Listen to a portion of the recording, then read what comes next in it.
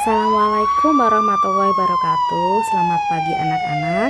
Untuk kegiatan kali ini kita akan membedakan macam-macam sirine. Yang pertama yaitu sirine dari polisi. Bisa didengarkan ya.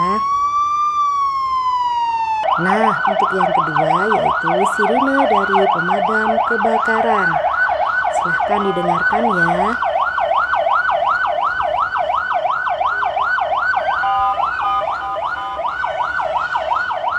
Untuk yang ketiga adalah sirine ambulan yang bertugas membawa pasien menuju rumah sakit atau tindakan lanjut.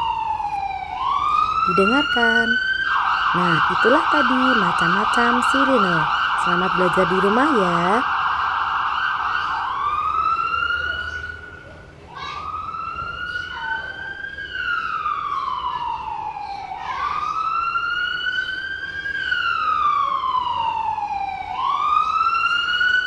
Wassalamualaikum warahmatullahi wabarakatuh.